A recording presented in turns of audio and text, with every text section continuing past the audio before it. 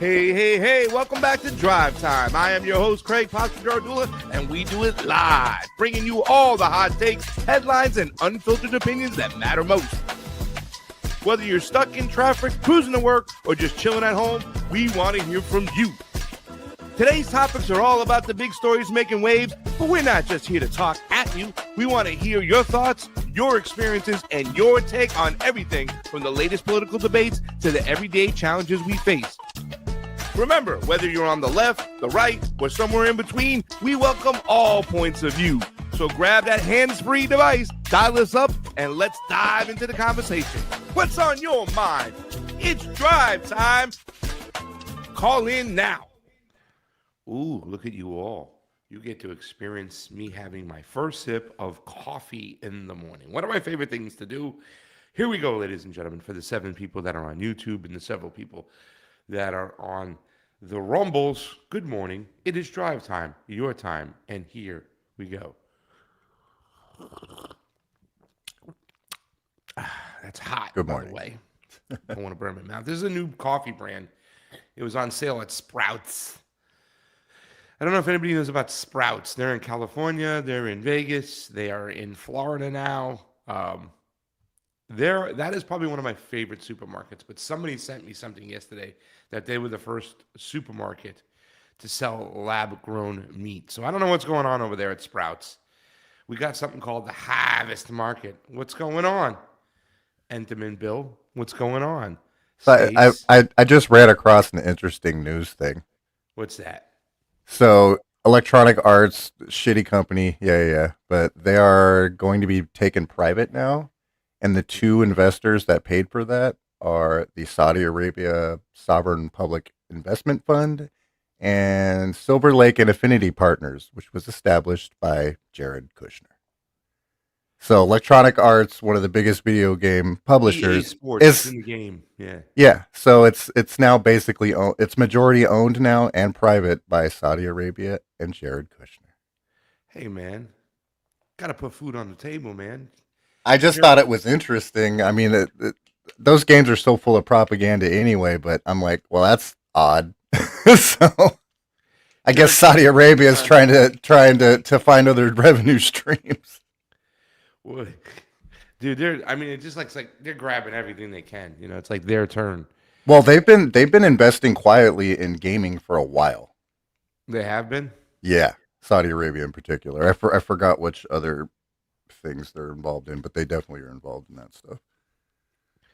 These monarchs, kind of an aside. Money. They got all this money. Also, again, Moderna is releasing its mRNA flu vaccine. Oh, yay. Let's get in line quickly. I put the link for that one in the chat. The other link was slashdotted, so it's broken. I wonder if DARPA did their studies testing for that jab too. I think they just did. I think DARPA just did studies for mRNA across the board for Moderna. I don't know if it necessarily did it for specific vaccines. It's just gross, dude. But I think it's just they're just like, oh yeah, this stuff has problems, but we're just gonna push it on you anyway. Fauci's hearing, the vote for the hearing is today at 8:30. I've been getting texts. Don DeBar texted me this morning, giving me a reminder that Fauci, they're gonna Rand Paul, I guess, is gonna have that vote. I don't know what they're gonna vote for, but I mean, I think it has something to do with the fact that he's not allowed to plead the fifth when he has a pardon. Like, he has to come clean, otherwise they could lift the pardon. I don't know what they could do. Very interesting. I don't think Donald Trump is going to do anything except use it to promote himself when he can, to lie to the people, to make him look like he's anti-vaccine. He wanted that vaccine so badly. He thought he was going to win the election, and then a vaccine alone, somebody told him, Operation Warp Speed is going to get you reelected. So he went that way. And he also ignored the changing of an executive order he signed, right? Pretty much getting out to people a hydroxychloroquine. But it was changed. It was tanked. Dr. Richard Bright, I believe, and Dr. Burke. I can't remember the name of I think the female doctor was Burke. I think the male doctor was Dr. Richard Bright. There was 2 of them. Good morning, Gabrielle. Our producer is here, running around. Got to keep the lights on. Got to get a good producer. They keep things flowing. So we got a lot of stuff going on. Plus, I sent you a raw cut, Sleepy, of my food, my sandwich review. That was in the chat yesterday in drive time. Can you play that, or should I send it somewhere else where we can play it for the crowd later on today? Maybe at the top of the hour, we can, when I go refresh my coffee, we can play the video and I can run, get my coffee, and come back. It's Yeah, like I'm 2 gonna try minutes, to right? get it. So, I gotta try to get it off my phone. well, I could probably. You have to get it off your phone. So, Yeah. where could I put it that would be easy for you to grab it? That's the question, which is a good Throw it in question the moving forward. the sh- uh the share probably. By the way, these Hold on, sunglasses, I can get it off. It's fine. and when Pasta Con is the thing, and you got to wear sunglasses, just know that you get extra points for finding glasses like these for 20 soles, which is like less than $7, and I love them. Got these in a pair of black ones with the green. I wanted to look good from our good guest today, Kyle Anzalone. He's a fellow Paisan, so fellow Paisans, we want to look good. But I did lose. One bad thing in news is I did leave or lose. I think was when I was going through the X-ray machine or putting my stuff in. I did lose my watch in the Lima airport. Oh Because I no. noticed that right when I was about to get on the plane and I was at the gate, I was like, son of a bitch. And the only hope is that I maybe put it in one of my bag compartments, but I know I didn't because I know I took it off because I was contemplating leaving it on because now you can sometimes go through the machines with the watch on and they just, when they wand it, that's the sound of the wand. By the way, the camera setting, cutting off my head. I hate that. I'm going to go have to adjust that in 2 seconds. Pretty soon I'm going to be putting the TV on the wall with the camera clamped to the TV and the lights up there. So that's out of the way. The question is, do I go low seated like a radio show, like a radio show, or do I stay high seated like a news show? I don't know. Straight out over here. Right now, if you don't know, I'm in a high chair with a high table. And it's up and there's a green screen behind me. Do I go low down to the ground when my feet are on the ground? Because right now my feet aren't even on the ground. They're on that bar in the chair in the middle. All right, I got the video. I need a soundboard too, right? No, we have one, Katie. Would you say all right too? I said I got the video. You got the video. You pulled. See, look at that. We'll play it at the top of the hour, guys. I reviewed a sandwich shop yesterday, and that's my friend Lucia edited it. So she's a young editor. Lucia edits, or Lulu edits. I don't call her Lulu. I call her Lucia. Around Italians, we tend to use the whole name. We use the short name for men and long name for the ladies. That's part of our culture, I guess. Not really. I'm just making shit up. All right, so we will peek at the Fauci thing. I'm getting texts over here. I started the morning show, Don. Don's texting me. I love him. I started the morning show because I wanted to show where I can wear my sunglasses. All right, let me. All right, I get there's a psychological dimension, right? And that's the thing. I do feel if I'm low on the ground and my feet are touching the ground, that it's more personal, right? And that's the whole thing. I want to be personal about this show. I started this show because, I want to have friends watching with me. And that's the awesome thing. They can just give me a call when they want. And you can give me a call here at 561-247-2721. I should say you can give us a call because we're all hanging out together and we could do it. It says, Pasta, do you remember Karen N from the Convo Couch? She was your MOD. She passed away. Oh. Oh no. Karen. Which Karen? I remember the name. This. Oh, that sucks. Man. Thank you, Intimate Bill, for promoting the show. I think I do remember Karen. I mean, that's the thing. Also, the great thing about drive time in the morning is that getting to hear your voices for the first time, like hearing Lady Alex's voices, hearing Stacy's voices, seeing your videos and stuff, that's also something cool, right? Like things, yeah, Karen M, yeah, House of Chill. May she rest in power, my girl. To Karen, Very sad. everybody. Um, Getting to hear your voices and stuff, getting to speak to you, getting to maybe see you eventually, right? Like that's one thing probably we could have done. Me and Fee could have done better was probably have more meetups. We didn't do enough of them. A little bit here and there, like let's meet in DC, walking through the streets. I mean, that's not like a real meetup. That's like a call to action. But that's who Fee is, so that helps. You know what I'm saying? Right? That helps. Just an aside, Fee is the absolutely loudest human I've ever met without a microphone, and that When she's includes Glory yelling, Jones. yeah. Fee is very loud. She's so tiny and so loud. I love it. We were at the Capitol. All right, so it was the week of January 6th, and we were there for the the force the vote, right? It was force the vote. We were going to force the squad. We were telling the squad to force Nancy Pelosi to put Medicare for all on the House floor for a vote, right? And they were supposed to use their leverage. Never did. But Fee was there talking we were by where the Congress was, and we were walking around, and I remember the cops were coming, and Fee was on the megahorn, and it wasn't like the Capitol where they barely showed up that day with so many people. It's so crazy. They showed up. There were just about as many Capitol police as there were protesters. So it was like 30 of us at one point. I mean, we had around the 50s, but as we kind of walked around and got down to 30, a couple people took off. We're like, yeah, I'm done with this. I did my part. And, I'm out. And Fee was talking at the steps with a bullhorn when the cops came. You know what I'm saying? And all of a sudden, I started getting nervous. I was like, and they were breaking out like the zip ties, and they had heavy artillery too. They had like, because Yeah, and then what? The next day they just let people in. A couple days later, yeah, go ahead. It was a day later. It was like a day later. Hot dog Ridiculous, during the dude. tour. Uncle Brother says it was cold that day. It was, but it was nothing like what I experienced in Minnesota this last time during those ice protests. That was cold. Man, a couple years ago, it was -30 here for like 2 weeks. It was awful. -30. It was so fucking cold, dude.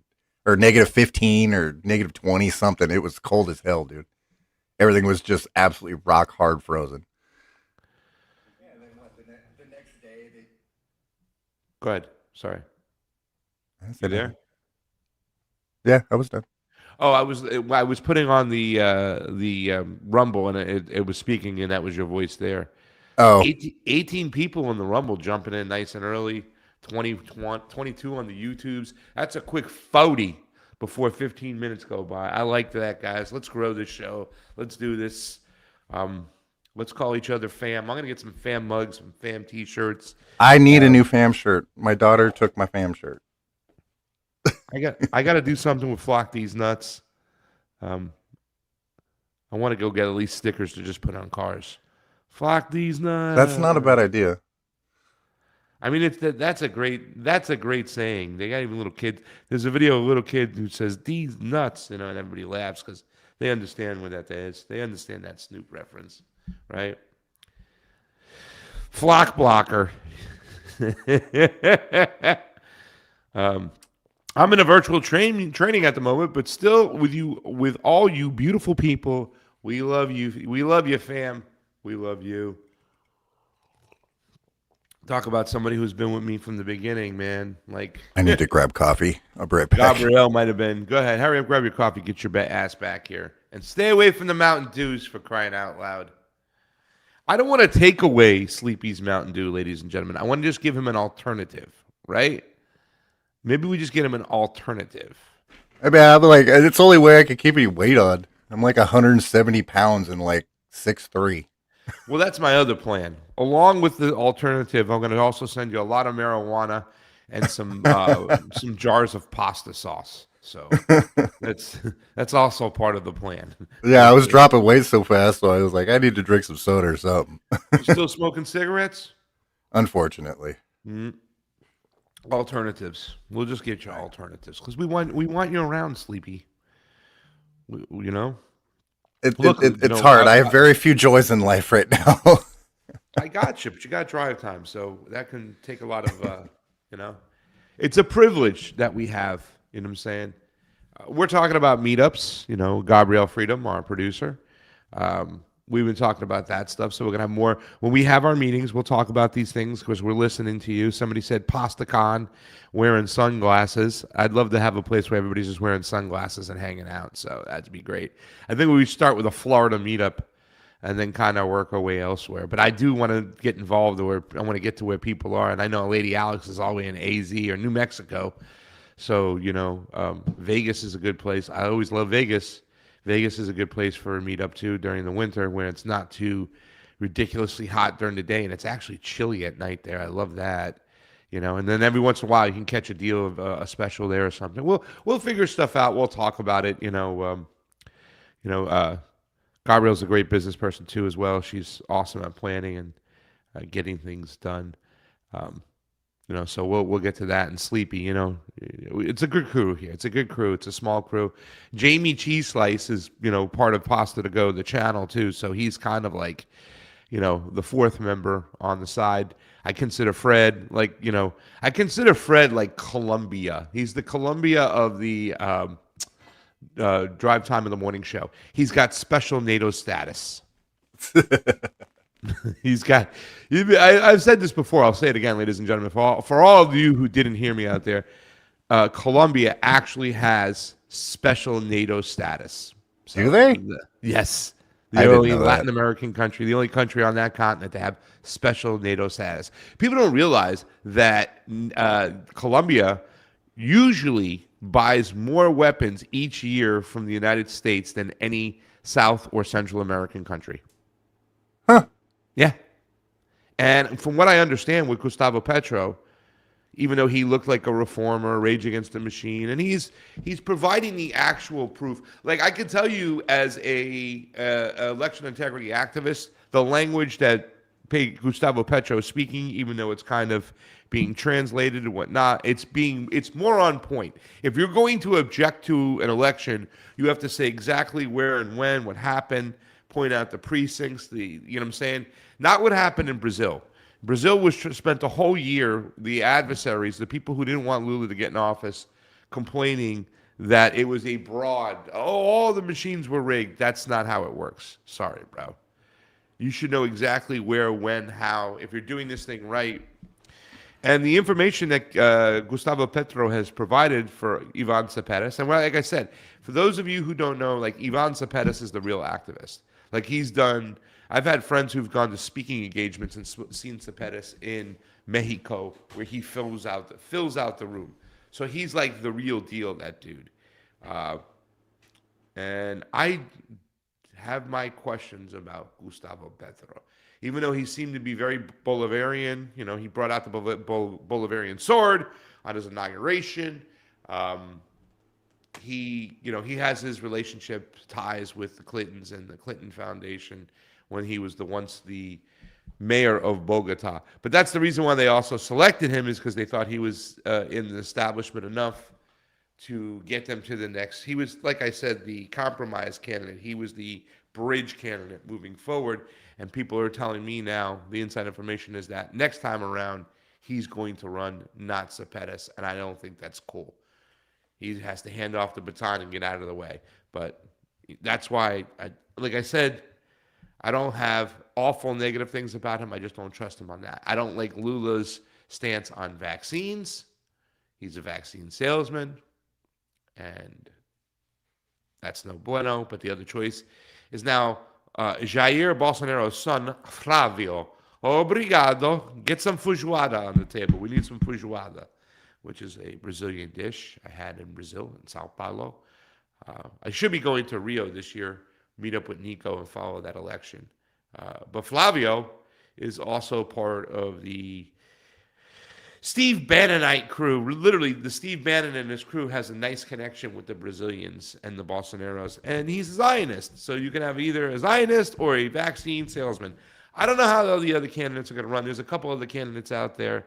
I know that Glenn Greenwald's ex-husband, who passed away, may he rest in peace, started a party that was going to hold the Lula party accountable because I think they were more on their side of the political spectrum. They're the more the neoliberals, and they were going to hold them accountable.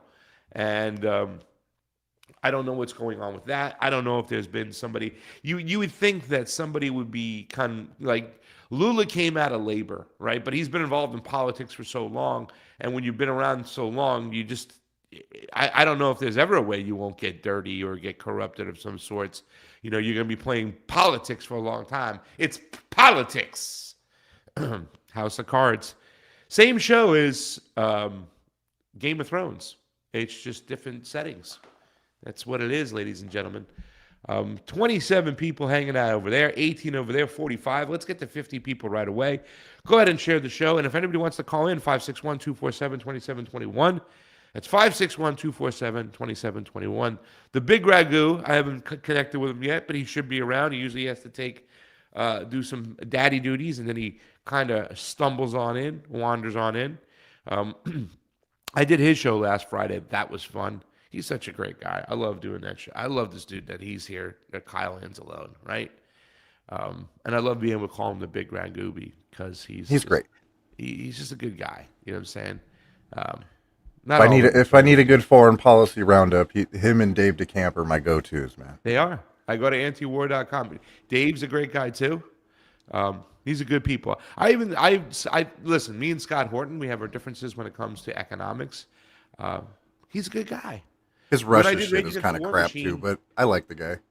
When I did Rage Against the War Machine, I brought him Dr. Pepper jelly beans, I think, or something like that. Something from Dr. Pepper. He was like, "Oh man, that's awesome." He was just stunned and blown away. You know, like, dude, you thought of me? I'm like, hell yeah. Like, you know, I'm like, I'm pretty much buying this because I saw your video against Bill Kristol when you debated him, and you were just calmly sipping on a Dr. Pepper. Hey, Dr. Pepper is a warrior's drink.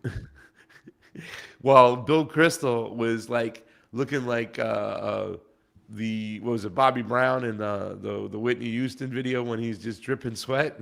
Like Bill Kristol was just getting beat up in that thing, and I'm like, so I wanted to buy you something for that. So here's some Dr. Pepper jelly beans or Dr. Pepper popcorn or something. No, Dr. Pepper cotton candy, I think it was. It was something cool. And when I got off the stage, he was the first one there to congratulate me on a speech, and I was nervous as hell and just happy to be on that stage with like Dennis Kucinich and Ron Paul and Daniel McAdams was there. Tulsi showed up. I don't know if she really should have been on the stage that day, but Nick Brana let her go on. This opportunist over there, and unfortunately, there'll be no anti-war movement if Nick Brana is at the helm. All the other activists that kind of shunned the Mises Party, they didn't want to come together. Don DeBar used to say, these people should write an article that says, I hate the Mises to pieces. They don't like the Mises Party. You know what I'm saying? And I understand why, but when you're coming together to end wars, but that's the thing. A lot of those people were kind of like, when it came to the Code Pink and the Answer Coalition, and I don't want to say so much the Black Agenda Report was kind of like, because I think the Black Agenda Report does have people who are pushing back against the whole Russia-Ukraine narrative, but those other groups, they kind of try to frame Russia as junior imperialist and what they're doing is wrong, and trying to make this connection where they compare Gaza to Kiev.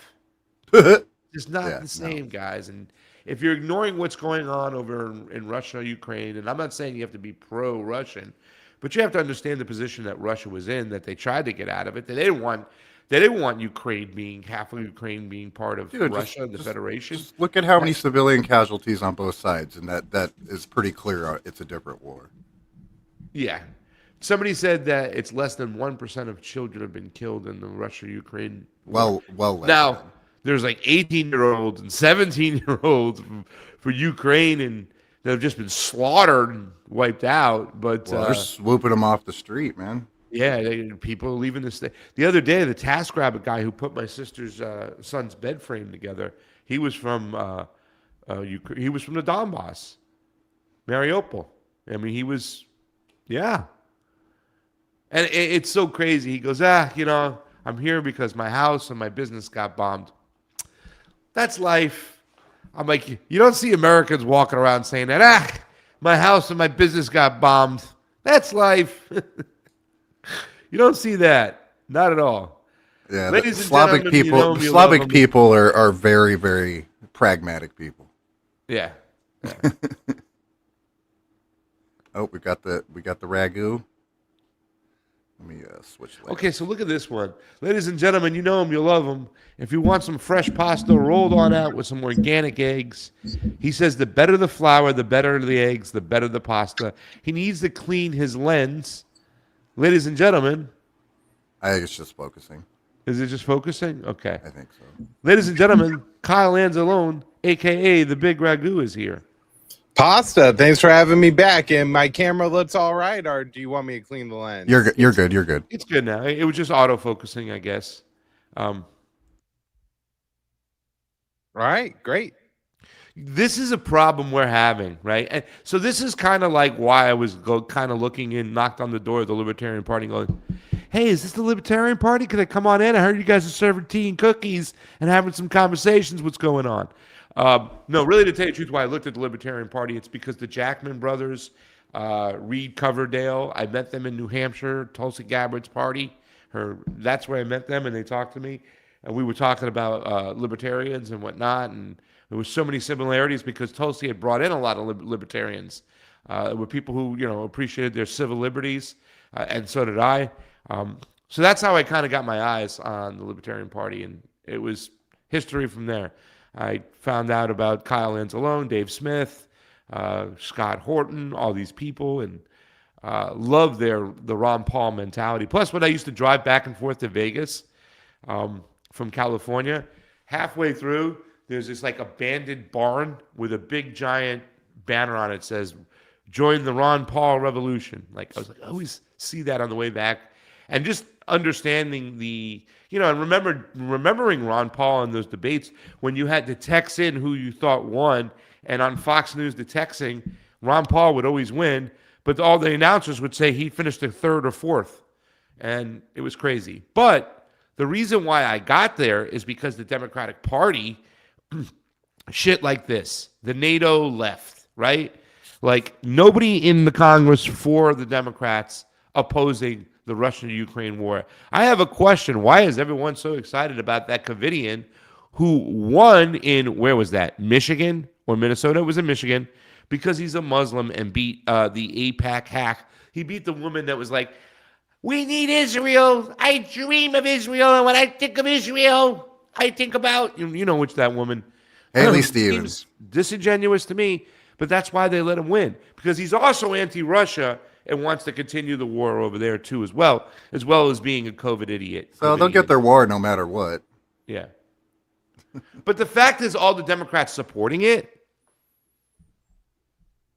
and they act to be. The Democrats love war. Sleepy. Somebody called the show yesterday. It was saying that very thing. I can even tell you his name. Where's my thing? It was Michael from Manhattan. Or was it Ron from the Upper West Side? It was one of the two. But he was like, what is with these Democrats who are pretending to be anti-imperialists, who are tending to be anti-war, when they're all about this whole situation? It was, he was saying some stuff about all this, about Russia and whatnot, and I was like, okay, and I was being sarcastic, and I'm like, because Putin, okay, that's what the Democrats say. Putin, come on, he hates gays. Damn you, Putler. He wants to recreate the Soviet Union, Putin. I mean, that's how stupid these Democrats sound, but they're all there. Kyle, what's going on from your perspective on the Russia-Ukraine war? We obviously know that you're a great resource to talk about these things. And also give a little bit of what you think. You've been paying attention to this, right? About where the Democrats are when it comes to Russia-Ukraine. I think it's insane. Like, I believe if you're ignoring what the United States foreign policy apparatus did in Ukraine, then you are ignoring empire. That you are not an anti-imperialist. So therefore, no member of Congress in the Democratic Party can call themselves an anti-imperialist. Go ahead. Yeah, I mean, I guess two things on the U.S. elections. I think that there are some Democrats that understand the left populist movement in the United States is largely anti-war, and we could debate the sincerity among various figures within that movement, like a crystal ball, if they truly believe it. But the base believes it, the voters believe it, and so I think you have some candidates who, again, we could question their sincerity on these issues, but are trying to at least put their anti-war position out first, which is when it comes to Israel and Iran, where they're not talking about the war in Ukraine very much because their position isn't popular within their own base, and as they're therefore continuing this war, which, by the way, is not going well right now for the Ukrainians. For people who have followed this war day in and day out, like I have, when Russia has fired missile salvos at Ukrainian cities, typically 1 to 2 people end up being killed. You have maybe a dozen injuries in these strikes. And then last night, or I guess it would have been the night before, so Tuesday night into Wednesday, 17 people killed in strikes on Kiev, 48 people injured, major infrastructure targets hit. And it's because Ukraine has no interceptors left, that every Russian ballistic missile is getting through. With their F-16s and some other platforms, they are able to take out some of the drones, some of the slower moving cruise missiles, but they don't have interceptors left. Zelensky is on his knees, on ads every day, basically just doing I need more interceptors. I need more interceptors. And the U.S. only has 800 Patriot interceptors left. So I don't know where this guy thinks he's going to get them from. We need them for the war in Iran. And, this was one of the initial points I made when you had Joe Biden and Boris Johnson and Olaf Scholz and Marcone all telling, they would go to Ukraine and they would say, you will get as much as you need for as long as you need, all the weapons you need for as long as you need them. And that was always a false promise. But the important thing to understand was, in the U.S. empire pecking order, Ukraine always came below Israel. And so if Israel ever needed additional help, Ukraine would be left without. And that's exactly what we're seeing now. We use all of our advanced interceptors, the Patriots, the THAADs, the SM-6s, the SM-3s, to defend Israel. We put an entire Navy flotilla in the Eastern Mediterranean off the coast of Israel just to shoot down incoming Iranian missiles. We've blown through our stockpile, and now the Ukrainians are left without. And really, the only thing we should be telling Zelensky is you should have made a deal with Putin in April of 2022. That was the best deal you were ever going to get. And every 6 months since, you had opportunities to make a deal. Sure, they were all worse than that April 2022 deal, but each successive deal was the best that Ukraine was going to get. I don't mean to interrupt. Go ahead. I don't mean to interrupt. We have to look at it for what it is. They were the ones telling him he's not allowed to get a deal, right? We understand that when Natalie Bennett went to Russia, he had gotten Putin to go for a deal. There was a deal on the table, and then Boris Johnson, with his hair and his crappy accent, said, "No, mate, you can't take that deal." They wouldn't allow Ukraine to take these deals. I mean, that's why Zelensky is pretty much in place, because he's going to do with the West and all his allies. And by the way, the oligarch that has bankrolled Zelensky, his name is Igor Kolomoisky. He also has Israeli dual citizenship. So I think that's something to point out too as well. They wouldn't let Zelensky make a deal. That's the big thing. I guess we do have to acknowledge that Zelensky is his own actor and could have said, no, I am making this deal with Vladimir Putin. And, if he would have been killed. He would have been killed. I mean, so that was where I was going, which is the one thing Zelensky really needed from the United States, the UK, was 100 special forces, Green Berets, or something like that to hang around him in Kiev, and to make sure if Andrei Spalitsky or any of his C-14 Azov battalion buddies got too excited about the deal, that they would be shot and killed before they could shoot and kill the president. Now, if the UK and US said, if you accept the deal, we're not even going to offer you protection from your own Ukrainian Azov boys that we helped to train up over the past 7 years, then maybe that has to be a part of the deal with Vladimir Putin of Russia, that Zelensky gives Russia the targets, the coordinates to where the neo-Nazi factions are, and that Putin takes care of them for Zelensky. I do think there were other ways around it from Zelensky's end. If he really wanted to make a deal, I do think he could have made a deal. And hell, he could make a deal and then move to Miami, where Juan Guaido seems awfully safe. Yair Netanyahu seems awfully safe. So if he had to, he could have made a deal. He had options, I guess, but it was the Western pressure that moved him.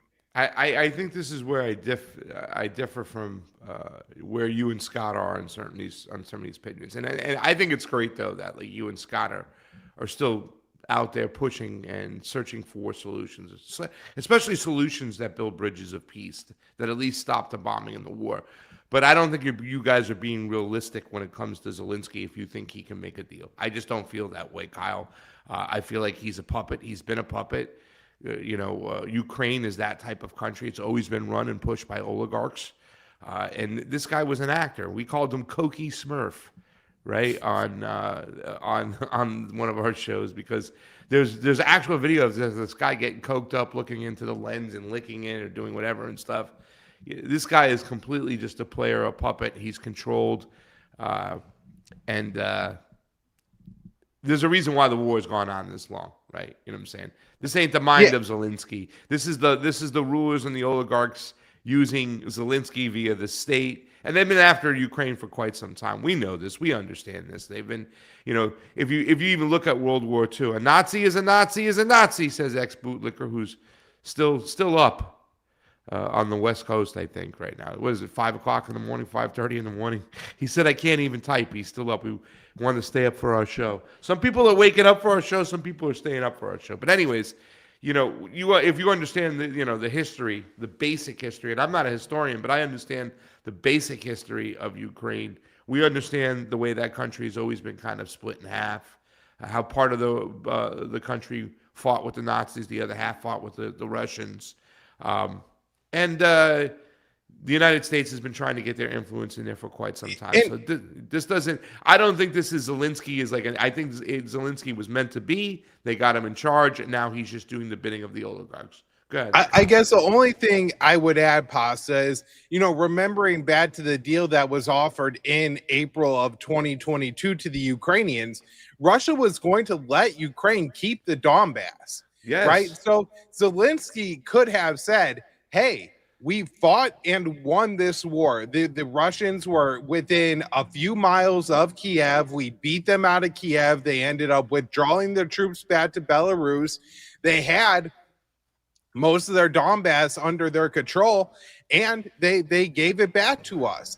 And look, it may have put his life in jeopardy, but I guess I hope that if I were the president of Ukraine in April of 2022, I would have had the courage to put my own life on the line for my countrymen and make the best deal possible for my country. And I just think Zelensky could have gone that route. Right? It would have come at personal risk to himself. I will acknowledge that. Yeah. But I do think there were ways where he could have mitigated the risk to himself, presented this deal as a victory for Ukraine. And look, 4 or 5 years later, we obviously see the battlefield and understand that had he taken that deal in April 2022, Ukraine would be much, much better off than, even if by some miracle they're able to get back to the 2024 or 2014 battle lines, right? Where the Donbass is an open, half the Donbass is an open resistance to Kiev.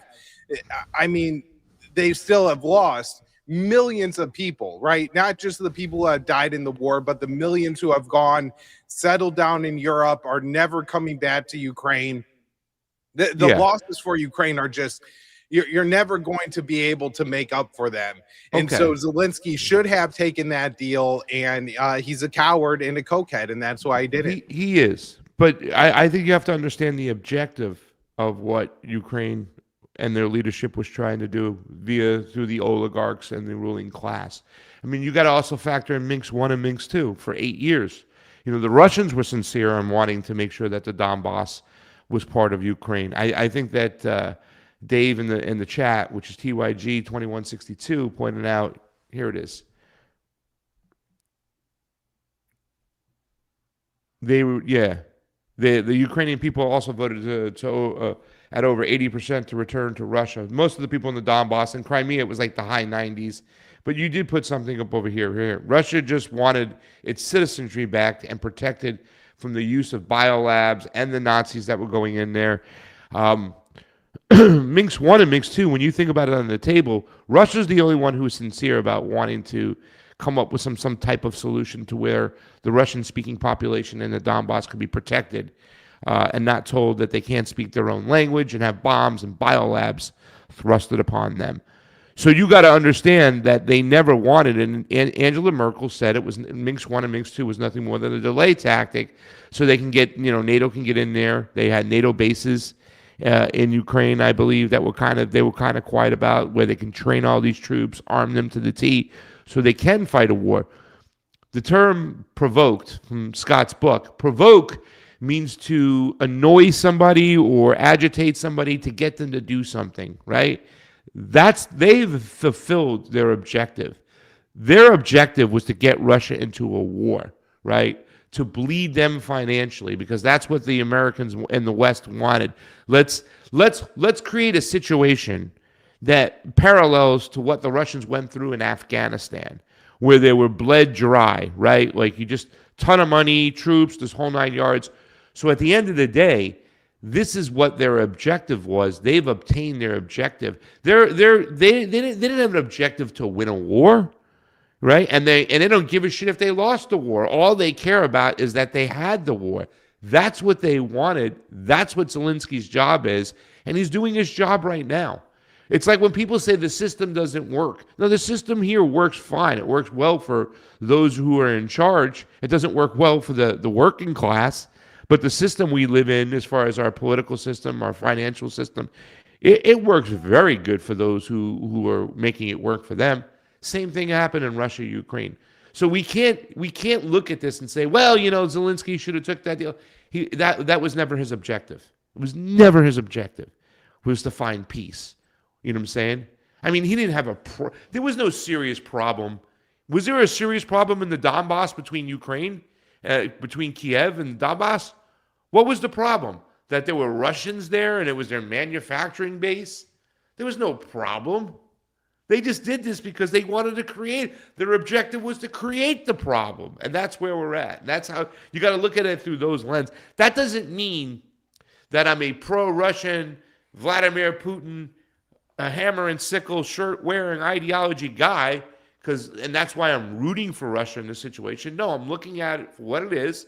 I reject empire. As an anti-imperialist leftist, my number one issue, my ideology in itself is to reject empire. And since I reject empire, I'm rejecting what the puppet government of Kiev is doing and putting Russia in that position. You know what I'm saying? There were people in Moscow who were complaining that Vladimir Putin and the Russian Federation dragged their feet for too long not getting involved. I mean, he's 14,000 people in the Donbass. Putin's a moderate there, for sure. Yeah. He's very moderate. And look, and the former director of the CIA and State Department official William Burns acknowledged this in the Net Means Net memo that WikiLeaks put out that's, so famous, saying that, look, if we push the Russians too far, everybody in the Kremlin, everybody in Moscow wants to go to war in Ukraine, and Putin's the moderate here on this issue. And the only thing I would just add to your analysis, Pasta, is I don't think the West ever really intended to fight a war against Russia and Ukraine. They intended for there to be an insurgency against Russia and Ukraine. They didn't think that the Ukrainian military would stand up and actually be able to fight the Russians. They were planning on using the Azov Battalion and Right Sector and C-14 and all the white supremacist neo-Nazis as the new mujahideen. You know what I mean? To go out and plant bombs on street corners and blow up Russian soldiers occupying Kiev.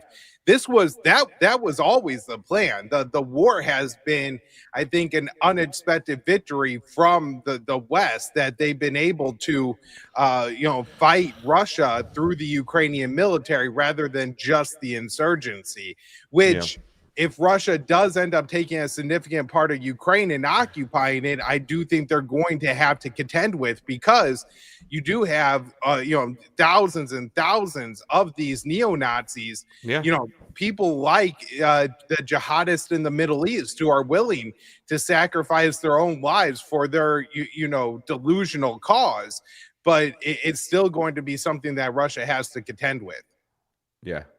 Well, I don't know how delusional it is when people are constantly, when it comes to some of the jihads, there's a difference between a jihad and somebody who's doing that because they believe they're defending their land against infidels, versus someone who's paid by the ruling class, by Israel, maybe paid, a lot of ISIS people, not mentioning whatever, what the West did in Syria can also be a good example of that. It's a different type of jihad. Right? Somebody's paid to cause craziness, someone who believes they're fighting off the invaders. Right. Well, I mean, you got like the Islamic State, who they were just killing off Syrians who weren't the right kind of Muslim, right? Like they were killing Alawites and things like that. Just like the Azov. You're talking about recently with Jelani, right? Right. Yeah, I'm talking about the more recent.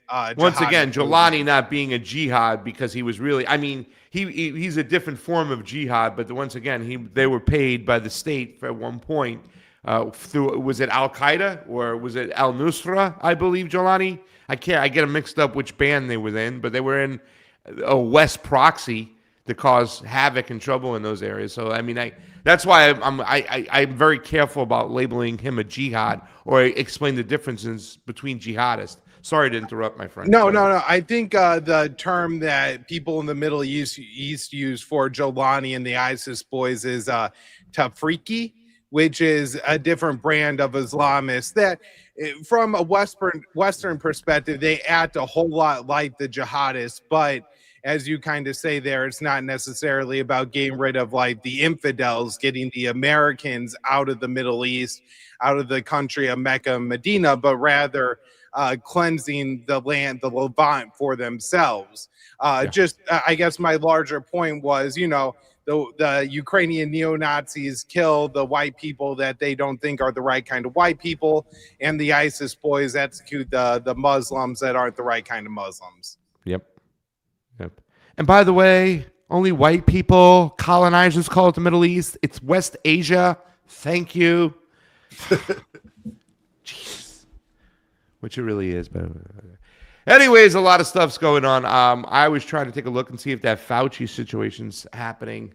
Don, if you've located it, let us know. Maybe we can tap on in and see what's going on over there. I think that vote today that Rand Paul had talked about is supposed to take place. We'll see what's going on with that. There's a lot of stuff out there about, I think his name is Al Saeed. What's his name out there? The dude. You had it right. Abdul Al Saeed. Right? Yeah. Yeah. Very much like Mondami. Establishment as can be goes along. I got a little video over here. Let's take a look. It's hotspot. Let's start off the day making fun of some Democrats because they are easy to make fun of. I mean, man, these guys are just terrible. Here he is. Nick Cruz is saying this is a humiliation ritual. I think Nick needs to watch more of the show to see what the real humiliation rituals are. Fauci was going through a humiliation ritual. This is just donkeyness. I want to speak specifically to an issue that has been focused on in this race. To my Jewish American sisters and brothers, one of the most indelible memories of this campaign will have been the opportunity to break bread with you at Seder, to worship with you at Shul, to be embraced by you. And listening to sisters and brothers who said, I want to join this movement because AIPAC doesn't speak for me. Because I understand that self-determination for one people does not require the quenching of self-determination for another people. That unless all of us are free, none of us are free. I want to tell you the great gift that you've given me. And to all of my sisters and brothers of the Jewish faith, or any faith at all or no faith at all, I want you to know that my commitment to your safety, my commitment to Jewish safety, is the same commitment that I have to the safety of my own daughters. Because if there is one question of a political philosophy that ought to animate us all, is what would we build, what would we do if we treated all of our kids like they were all of our kids? How would we spend our money? Where would we put our investment? How would we embrace one another? What kind of schools would we build? What kind of healthcare would we offer? What kind of jobs would we protect? And I say this because there could not be a greater contrast between that philosophy and the cynicism of Mike Rogers. See, Mike's a guy. Is this male Kamala? 14 years in Congress with one goal: to figure out how to cash out the day he left. And What was that? Dude, so much word salad, dude. I mean, what was that? Just get that away from me. What was that? Oh man. Can I ask Pasta why so many progressives do this, that after they win their Democratic primary where they're running against AIPAC, the first thing they do is go out and like send some message to the what they call Jewish community? Misty Winston, I interviewed her a couple weeks ago on my show. She pointed out that after AOC won her initial primary, it was like 2 or 3 weeks later that the Palestine section on her campaign website completely vanished, right? There was no more about the Palestinian struggle. And so why abandon what was one of the main things that got him elected, which was his opposition to AIPAC right afterwards? And it would make more sense to me if he wins the election and comes out and is talking to his Christian brothers and sisters, because Christians are the majority in this country still, right? Like the Jewish people are a very small minority. So what, he's given this whole speech to appeal to a small number of voters? Those are his funders. At the end of the day, when you see the dark money, when it goes through, they know that it's tied to the Zionist group right there. You know what I'm saying? It's just like when Nancy Pelosi went over to AOC after a vote and told her, you have to switch your vote this way. AIPAC still controls the Democratic Party. You know what I'm saying? The leadership, Dick Blumenthal, Chuck Schumer, you know what I'm saying? All these people. Even Bernie Sanders knows not to cross out. He might say things like, Netanyahu is crazy, but Israel has a right to defend itself. When you say Israel has a right to defend itself, that's a way of saying it's okay for the Zionists to do what they're doing and it's okay for us to fund them. At the end of the day, the Democratic establishment is still the Democratic establishment. It's still a corporately controlled party. And the people know to get in, they have to play ball. I mean, that's like against, I think that's almost like government across the board. Did you see the hearings, the confirmation hearings for Tulsi Gabbard and RFK? I mean, we have a caller. Has been transcribed. One moment while I notify the caller. There, they completely folded on that position when they got there. I think we have a caller. Or is the caller gone? It like dropped or something. Yeah, I didn't even know it was there. We gotta just get threw better it. at that. There we go. We get on like these rants and stuff, and then somebody's sitting there waiting on a call. We gotta stop our thoughts. All right, caller. Caller, who are you? Where are you calling from?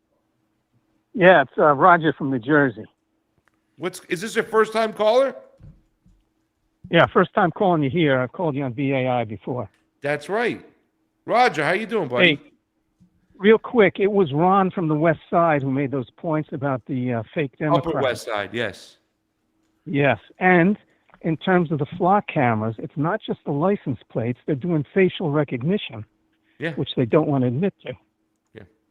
That's what they were using, Roger, in Minnesota.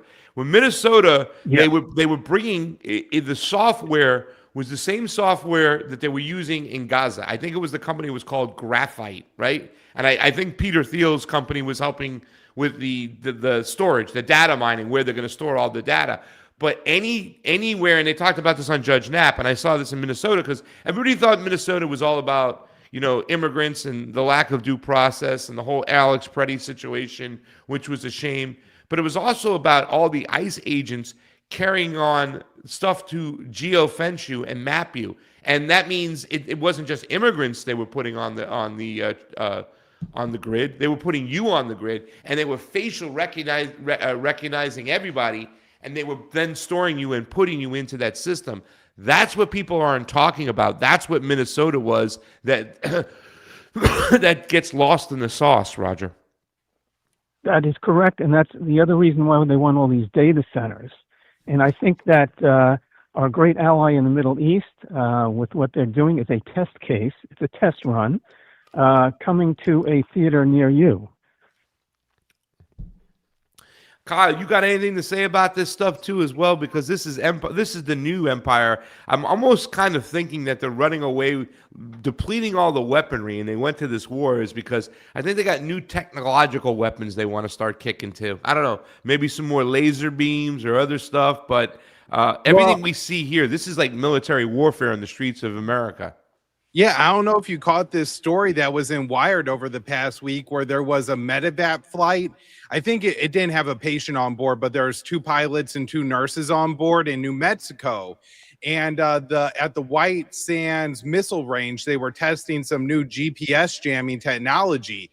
And it actually jammed 4 planes on the same night. And so air traffic control couldn't help all those planes get back to the Albuquerque runway. And this medevac flight, it was a King Air flight, slammed into the side of a mountain, which people think, how could that happen? Well, if you're in the middle of New Mexico where there's no lights anywhere, there's no moon in the sky, you can't see anything as you're flying, you don't have your GPS, they flew right into the side of the mountain, killed all 4 people on board. So I do think they're testing and getting ready for more I guess less physical weapons, more in the cyber and electronic sphere. Donald Trump has talked about the discombobulator that they used against the Cuban forces in Venezuela where they kidnapped Maduro. And so I do think you're probably right that we are seeing that. I guess since 2016, no, before that, but around the 2016 election, I come to the conclusion that the leadership of this country, the elites, have basically decided that there was no saving, that America was too far in debt, we were too far overextended, and that they were just going to loot every last thing they could out of this country until our inevitable collapse. And I'm not sure that that's true still, but everything that's happened over the past 10 years has really only, provided evidence towards that hypothesis. Yeah. And I think what Roger is alluding to, Raj, is that what the empire does abroad, they'll eventually bring it on home, and the chickens will come to roost. They're going to use it on us too as well, and that's what they did in Minnesota. Yes. Yeah. I mean, look at history. The decline of empires. There's basically 7 steps, and I think we're in step number 7. But here's my request to you: give us a solution. We know the system is totally corrupt. It's not going to reform itself. Aside from turning our backs and getting off the grid, is there a possibility of getting away from the corrupt, counterfeit, 2 sides of the same coin political parties? And is there a common thread that would unite the so-called liberal and conservative, like America? We take care of our own first. We don't have 700 military bases in 80 countries around the world. We don't go to war. We stay home. We take care of our people, healthcare, hospitals, housing for those who need it. Is there a common thread? We're not going to agree on everything, but, I'm looking for solutions. Well, let me just say this much, and I'll hand it over to my co-host too as well. But I know when it comes to the last part of what you were saying, right, as far as like healthcare infrastructure, how do we obtain that, right? How do we get to that? That's where some differences will come between libertarians and leftists, whatnot. You know what I'm saying? I consider myself a collectivist. I don't say a socialist. But once again, I think that those problems we're having, and it is crazy as it may seem, healthcare for all, insurance, and all these other situations, infrastructure, those are problems that are way far down the road, I think, compared to the problems that are right in our face and the problems you had talked about. How do we fix this? We understand this. But what Kyle was saying about, like, there was a group of oligarchs or elites or whatever who said, we're too far down the road. Let's just crash this place down to the ground now because there's no turning back. But let's get as much out of this. Let's milk this cow as much as we can on its way out, right? Well, to me, the solution, and once again, I don't think I stand alone, but I don't necessarily stand with a lot of people, and I'm saying it's like a Mussolini solution, right? What was the Elizabeth Queen? Which queen in England was where they marched them all out and hung them all up? And that was the thing that Don used to talk about. Don DeBar is like, back in the days, you understood the oppressor was in that castle right over there. The guy who's calling the shots is in that castle. Let's drag his ass out, hang him up. We know who he is, right? Now we don't necessarily know who the oppressors are, right? Because they're pulling strings from behind closed doors. But I do think, and there are people out there, I don't see the Knights of the Malta guy in the chat today and whatnot, but I do hear other people who say that the solution can be a peaceful solution. I don't know if we've come to that, if we can reach that, excuse me. I just think those in power, from what Malcolm X said before he was, killed not too long after, he was killed after he said, those in power have abused it, and I don't care, I'll fight with anybody who's going to fight back against this oppressive government. That is where we're at. So that's the first part. The second part of your question, too, is about the red versus left, the blue, Democrat versus Republican and whatnot. Yes, we need to reject the system all in all. Right? That was one of the things that drove me crazy about the libertarians who did vote for Donald Trump. I'm like, you're a third fucking party. Your first rule is never, ever, ever vote for the two-party duopoly. That's why your whole existence is there, is to reject the establishment and the Republican Party, as if the Greens are supposed to reject the establishment and the Democratic Party. But at the end of the day, they complain about their own candidates and they go vote for the bigger candidates, which they're not supposed to do. So rejecting the system in every way, shape, or form you can is supposed to be done. Now, when you also talked about something else, Roger, that's really important, I want to point out, and I know I'm rambling on, but this whole building parallel systems, starving the system, voting with your dollar, it does make a lot of sense. But at the end of the day, it is not the final solution, because here's the thing. Nothing will change until the power structure changes. You can't just opt out of the system, not buy into it, go off, do your own thing, because eventually this power structure will come looking for you. They'll come hunt you down. So you have to change the power structure, and that's why I boil back or turn back to the Mussolini solution, which is hang these son of a bitches, and then let's start from there, because they haven't cared about, giving us death and destruction all over the planet. They don't care about using our children as currency. So can we save these people? Can we save this mentality? These people who practice, what is it, the effective altruism, that they're better than us, they're useless eaters, they call us. I mean, so at the end of the day, wood chipper. Go ahead, Kyle. You could tackle it a little bit if you want. Yeah, I think my most practical solution here is to invent a time machine. I'm going to go back to 2008 with Pasta, and we're going to raid the Republican primary for Ron Paul. And then we can have President Paul rather than Obama. And hopefully, we get out of these wars. But I think a more realistic solution, Pasta, would be you got to start holding these people accountable. And I know there's a lot of them, and we don't even know who a lot of them are. But if you start, pulling on these strings and you start sending people like Anthony Fauci, the Clintons, the, George Bush, people who have advocated for these wars, who have clearly engaged in corruption and profited off of death. And, I guess I'm not exactly for a death penalty, although I do think that these people have murdered enough people that you could justify trying them under the death penalty. But if we want to just take a more moderate approach, and we could send them all to Gitmo, and then we could give Gitmo back to the Cubans at the end of it, and let the Cuban government do with Bill Clinton and Donald Trump what they decide they want to do with those guys, is all fine and well to me too. So, Raj, guys, I like that idea. If I may. Yeah. We have a choice, either Gandhi or Mussolini. We know how Mussolini ended up, so I ain't going that way. But the thing that got us into the position we are in now is wrongdoing and outright criminality with zero accountability. Yeah. You can start with JFK and run right up to Anthony Fauci. These guys are never held accountable, and that's why the system crashes. Well, Rules can I for just thee, say but not for me, right? Sorry.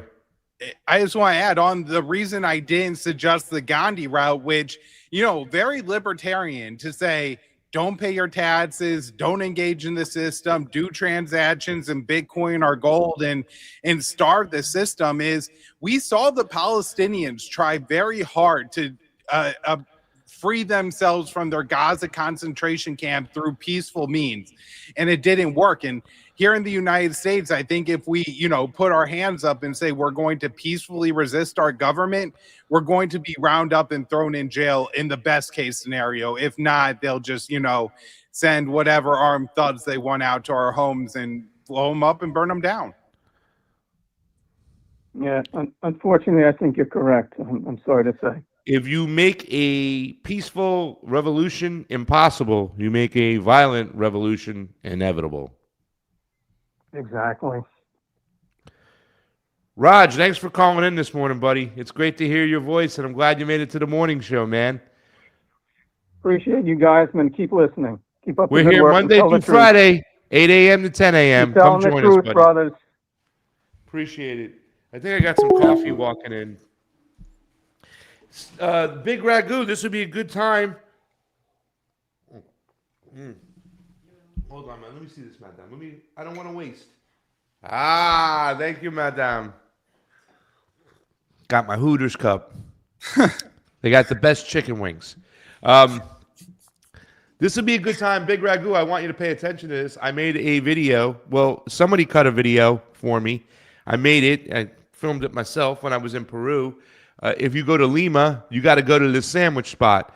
Sleepy, you think you can fire it on up? What's up, Snorky? Snorky, you got to go because people are saying goodbye. Or did you just get in the room and they were saying hi? Guys, if you want to give us a call, 561-247-2721. See, that's the standard call I thought this show would have right there. Like that call right there. Like, what do? We have this situation. Let's point it out. What are the solutions, right? You hear us talk about the problems. We've been analyzing the problems this morning, was definitely when it comes to Russia or Ukraine, right?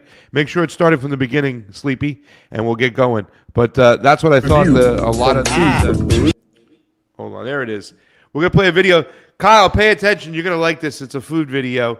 Guys, you're watching Drive Time. Give us a call, 561-247-2721. It is Thursday. I'm here with Kyle Anzalone, Sleepy J on the ones and twos. Check this out. There's a video I made while I was in Peru. First review from food from Peru. I chose one of these places, one of these famous sandwich shops called La Luce Sangucheria Criolla. But it's not, it's in Spanish, it's Criolla, more like a Y pronunciation. If it was Italian, it'd be Criolla. I started off with a nice walk home with a papaya smoothie of sorts, just straight papaya, no sugar in that one, because I know I'm going to be consuming calories from everything else.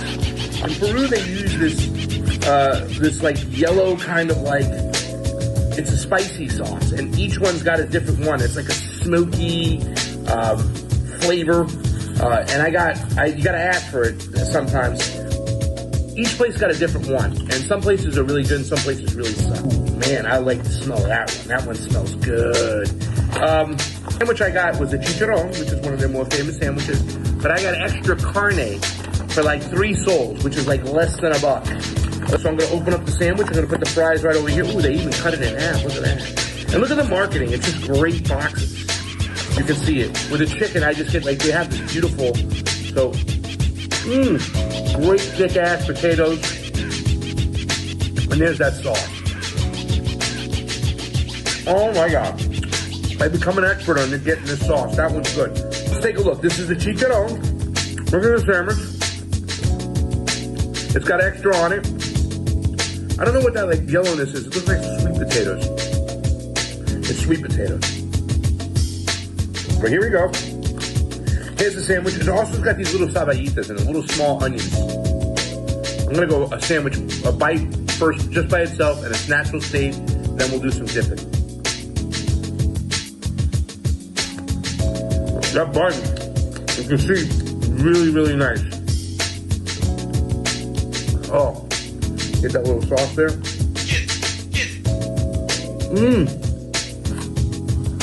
But the onions give you like this little vinegary cut.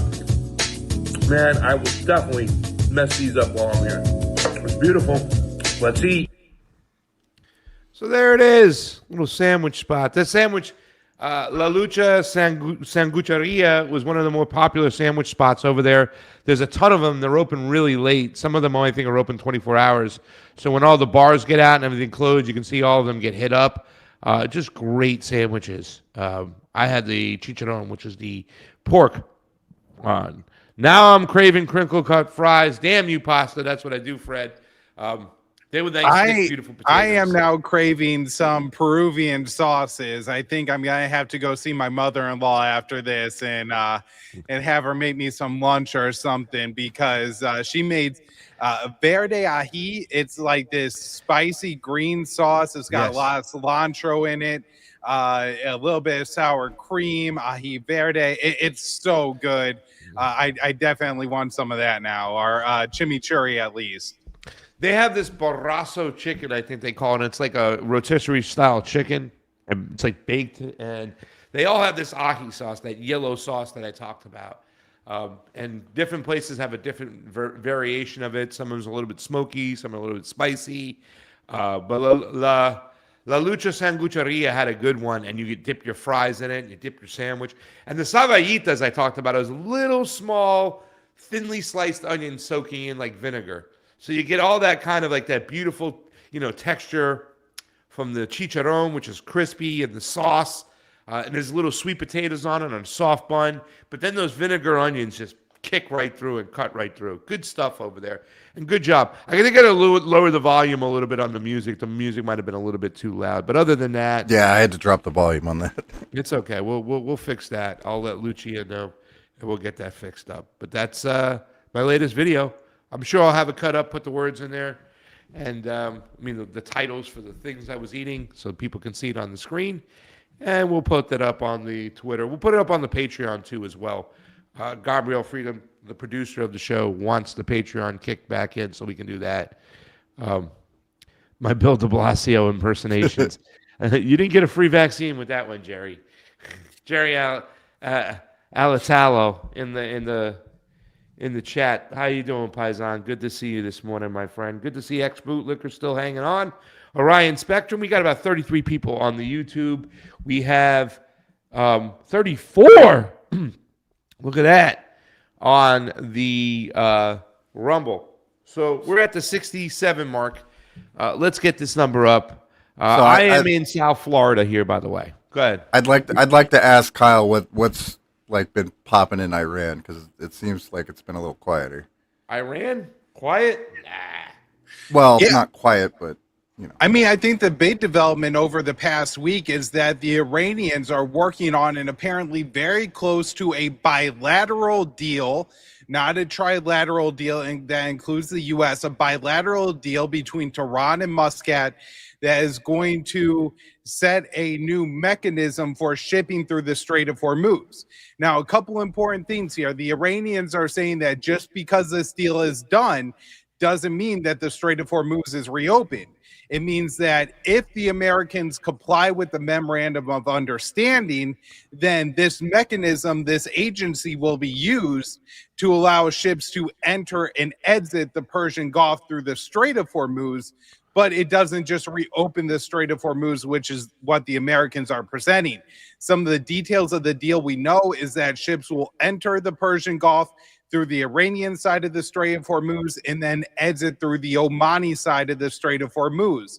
However, while Tehran will have exclusive, authority to determine what ships are allowed to enter through the Strait of Hormuz, both Iran and Oman will be able to veto or, restrict any ship from being able to use the Omani lanes to exit the Strait of Hormuz. There will be a service fee for ships entering, exiting the Strait of Hormuz. As far as I could tell, that number hasn't been disclosed. Tehran and Oman say they're going to split whatever revenue is generated through those service fees. However, this initial agreement is only for the next 2 to 4 months. After that, Iran says the terms and conditions are going to change. So I'm not sure. My guess is that means it's not going to be an equal split with Oman at some point in time, and the service fees will probably go up sometime in 2027. Pretty much set up a toll booth. Yep. That was given to them by the Americans. The world would never stood for Iran doing this without the war, and I don't think Iran would have ever tried it without the war. Yeah. Well, it was open beforehand. But, I got the book right here, Kyle, so I think you're underestimating the 12D chess move, okay? The art of the deal right here, pal. Yeah, well, this is really important to understand the art of the deal and read the art of the deal, because it really does give a lot of insight into how Donald Trump does business. The thing about the art of the deal that worked for Donald Trump is when you're operating in the corrupt real estate environment of New York City and you're the big dog in Queens, then yeah, you can bully people. You could, have a deal done with a group and then say, actually, I won another 5% at the end of it, because for them, it's just a financial gain, and they're going to make more money losing that 5% to you than they would scrapping the deal and trying to do it with someone else. Now, that doesn't work in geopolitics because there's a lot of other incentives. There's sovereignty involved. And so whenever you try to negotiate a deal with a country and then you, at the end of it, say, we actually want these other 3 things, it doesn't work out the same way that it does. So the art of the deal was never going to work in geopolitics. And look, if it was going to work, then we would have had a deal done with Kim Jong-un in North Korea in 2019. But can I ask you a question? Done. Yeah. What is Donald Trump's net worth today than what it was when he first took office? Oh, was it like probably 5 or 6 times increased? Like it was a realistic $500 million before, and it's 3 to 5 now? Something's working for him now.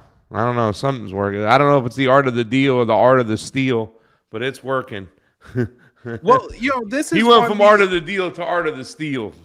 Yeah, no, I mean, one of the things that Donald Trump ran on both times and that the American people really resonated towards was Donald Trump was going to do the art of the deal for the United States of America, where we had all these trade agreements set up with allies, and a lot of times they were at the benefit of allies to the United States of America.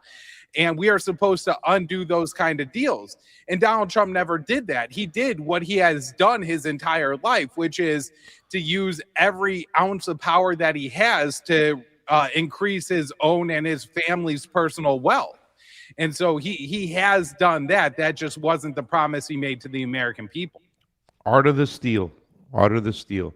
Guys, if you want to call in, 561-247-2721. It's 561-247-2721. What is going on from what you've heard with Israel and Lebanon, and still bombing Lebanon and in Gaza? What have you been hearing about that, Kyle? Yeah, so start with Gaza. A couple weeks ago, Donald Trump announced there was a new agreement for Hamas to disarm and disband. I heard about this. Now, what actually happened is quite a bit different from how Donald Trump and the Board of Peace presented it. Essentially, Hamas agreed that they were moving into stage 2 of the agreement that was signed back in October of last year, the deal that established the ceasefire, which isn't a ceasefire, and then also created the Board of Peace, which Hamas said under that agreement that they would give their weapons to a new Palestinian government once the Israelis withdrew from Gaza.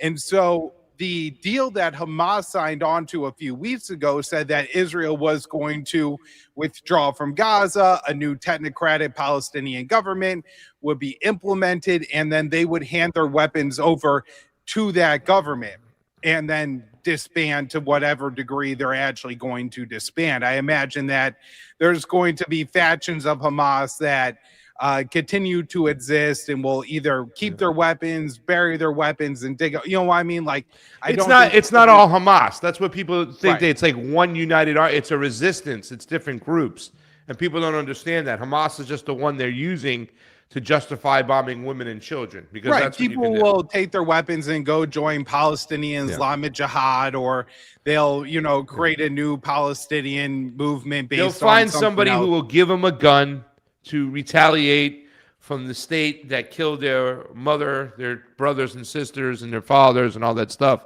Because that's why they're there to begin with. You know what I'm saying? The majority of the people in those, they've lost somebody. They might not even need a gun. They might go to their house and find one of the thousands or tens of thousands of Israeli dud bombs that landed. They'll take that bomb, they'll rig it up, they'll figure out some way to either launch it towards Israeli forces, or if there's Israeli forces occupying Gaza, they'll use that to blow up some Israeli troops. So that like the Hamas is a reaction to the Israeli oppression, and as long as the Israeli oppression doesn't go away, the desire for Palestinians to fight for their freedoms will remain in place, right? That's not going to go away. But the overall point here is that Israel is not going to go along with this far enough to see Hamas hand over their weapons, because not only is Israel not withdrawing from Gaza, day after day after day, they're taking another couple hundred square meters of Palestinian territory in Gaza. They're expanding and fortifying the Yellow Line.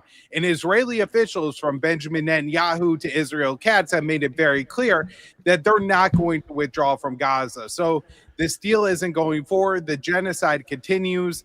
I do think we're approaching a point where, when the initial ceasefire was signed, there was roughly a 50-50 split in Gaza between what's controlled by the IDF and where the Palestinians are allowed to live. That has now increased to 70% Israeli control of Gaza, with less than 30% available for the Palestinians to live in. You have, I'm guessing, between 1.5 and 1.8 million Palestinians in Gaza. So at some point, you're going to take so much territory, there's not enough room for the people, in which point you're going to have to start putting people on trucks and trains, and I guess was the objective. Which was the objective to begin with. Let's get to the caller. Caller, who are you and where are you calling from? Is that me? Yep, that's you. Oh, it's Steve. I'm calling from Pearl River. Steve, what's going on? It's WBAI 2.0 today. What's going on, my man? Well, you guys are talking about this, and something I said, I'm pretty sure on the air with you on BAI at least once, is that, how they say sports is a copycat league, or, that league, the NFL is a copycat league, blah, blah, blah, stuff like that. Well, there's going to be a MAGA, and the guy's going to come along, a charismatic guy, and he's going to want to make Arabs great again or something. It's going to come, and they're never going to forget this. And, it's going to be collective punishment for Israel. I just think it's inevitable that something hard, that something like that is going to come down the pike, and it's just going to be disastrous. All right, that a guy like Nasser is going to rise, and it's going to be horrible to watch. What are you saying, Steve? You're going to say there's this oppressive Arab type of entity that's going to be born? I'm losing you. Clue. It's almost like I'm not even trying to be like Nostradamus or anything. I'm just looking at this for what it is. That's what they're craving. That's what's going on here. And I think that Netanyahu's, I always thought of him as an intelligent guy with, I considered him somewhat intelligent. I never thought of him as, a